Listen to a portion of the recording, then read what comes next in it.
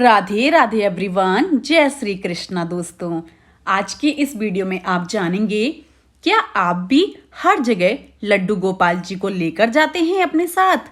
जान लें उनसे जुड़ी ये जरूरी बातें।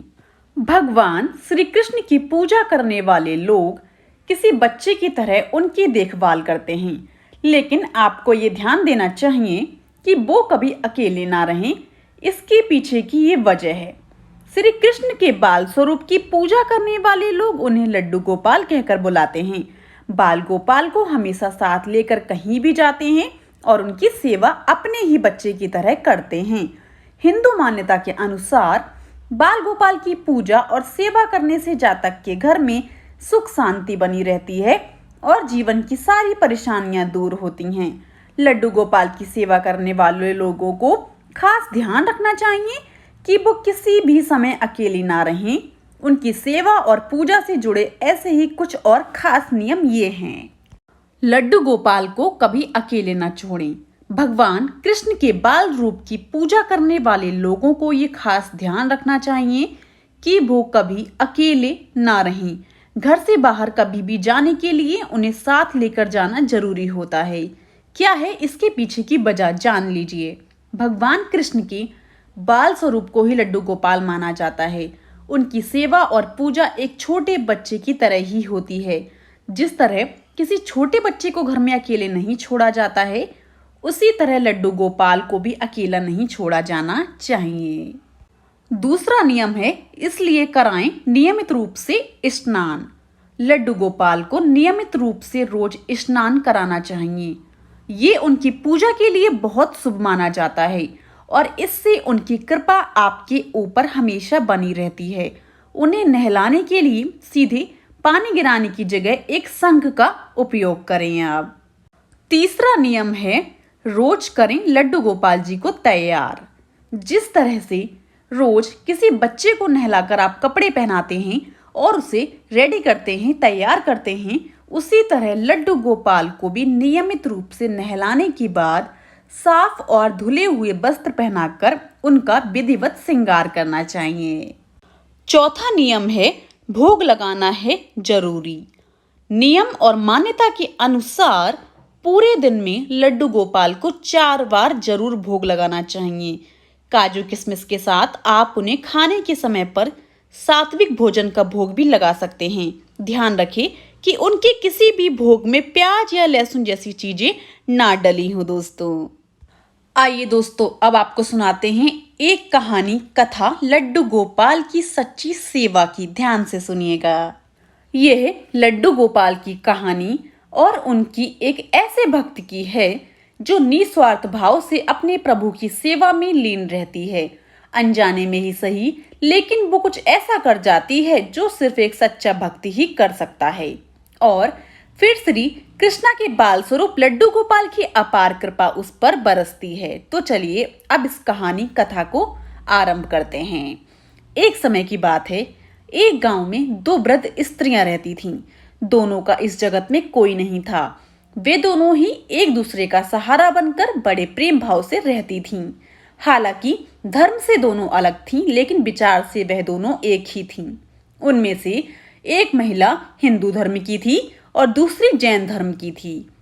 दोनों अपने अपने धर्म के हिसाब से प्रभु की आराधना किया करती थी। दोस्तों, उनमें से हिंदू धर्म की महिला थी। उसने अपने घर के मंदिर में श्री कृष्णा के बाल स्वरूप लड्डू गोपाल को बड़े प्रेम भाव से विराजमान किया हुआ था और उन्हें प्रतिदिन एक बालक के भांति प्रातःकाल नहला धुलाकर सुंदर वस्त्र आभूषण आदि पहनाकर तैयार करती थी। वह उन्हें एक बालक के समान ही मानती थी, इसलिए कहीं भी बाहर जाती उनके लिए फल, खिलौने आदि चीजें लेकर आती थी और प्रेम पूर्वक उनको भोग लगाया करती थी। इसी तरह वे दोनों महिलाएं एक दूसरे के परस्पर सहयोग से अपना सुखमय जीवन व्यतीत कर रही थीं। वो दोनों जब पूजा पाठ एवं सभी कामों से मुक्त होती थीं, तब बचा हुआ समय एक दूसरे के साथ सुख दुख बांटते हुए व्यतीत करती थीं। अब आया तीर्थ यात्रा जाने का अवसर। कुछ समय बीतने के बाद श्रावण मास में हिंदू महिला को तीर्थ यात्रा पर जाने का अवसर मिला। तब उसने अपनी अति प्रिय उस जैन धर्म की महिला से भी चलने के लिए कहा। चूंकि वृद्धावस्था अधिक होने के कारण वह चलने फिरने में थोड़ी असमर्थ थी, इसलिए उसने जाने से मना कर दिया था और कहा कि मुझे चलने फिरने में परेशानी होगी, इसी कारण तुम्हें भी तीर्थ यात्रा में विघ्न रहेगा। तब वो हिंदू महिला उदास मन से तीर्थ यात्रा पर अकेले ही जाने के लिए तैयार हो गई और जाते वक्त उसने उस जैन महिला से कहा, सखी मैं 1 माह के लिए तीर्थ यात्रा पर जा रही हूँ, मेरे आराध्य श्री कृष्ण बाल स्वरूप लड्डू गोपाल का ध्यान रखना, उन्हें बिल्कुल एक बालक की तरह ही स्नेह देना। प्रतिदिन स्नान आदि कराकर सुंदर वस्त्र आभूषण पहनाकर भोग लगाना। उस जैन महिला ने सब बातें सुनी और बोली, हाँ सखी, तुम चिंता मुक्त होकर तीर्थ यात्रा पर जाओ, मैं तुम्हारे लड्डू गोपाल का भली भांति ध्यान रखूंगी। इतनी सब बातें बताकर वह महिला तीर्थ यात्रा को निकल गई और जैन महिला ने सारा कार्यभार अपने सानिध्य में लिया और बड़े उत्साह और उमंग के साथ सुबह उठकर खुद नित्य कर्म से निर्वृत्त यानी फ्री होकर लड्डू गोपाल की स्नान की तैयारी में लग गई। उसके बाद जब वो उन्हें लड्डू गोपाल को नहलाने लगी तो वह उस महिला की नजर लड्डू गोपाल के पांव की तरफ पड़ी तो वह दंग रह गई, क्योंकि उनके पैर मुड़े हुए थे। उसे लगा कि उसकी वजह से उनके पांव टेढ़े हो गए हैं। इसका मुख्य कारण ये था कि उस महिला ने जब भी उन्हें लड्डू गोपाल को देखा था, वस्त्रों एवं आभूषण से सुसज्जित ही देखा था। वो इस बात से अनभिज्ञ थी कि लड्डू गोपाल घुटनों के बल पर बैठे हुए थे, उनका बाल स्वरूप ऐसा ही है। वह बहुत परेशान हो गई और सोचने लगी कि मैं अपनी सखी से क्या कहूंगी। उसने इतने विश्वास के साथ मुझे ये जिम्मेदारी दी थी और मैंने लड्डू गोपाल की देखभाल सही से नहीं की। ये सब सोचकर वह चिंतन में बैठी ही थी कि उसे याद आया कि उसकी सखी ने कहा था कि लड्डू गोपाल सिर्फ एक प्रतिमा नहीं बल्कि जीवित होते हैं। बस फिर क्या था, उसने निश्चय किया कि दिन प्रतिदिन उनके पैरों की मालिश करेगी और वह दिन में कई बार ऐसा ही करने लगी दोस्तों। और जैसा कि श्री कृष्ण का स्वभाव है, वो हैं ही इतने कृपालु दया निधान।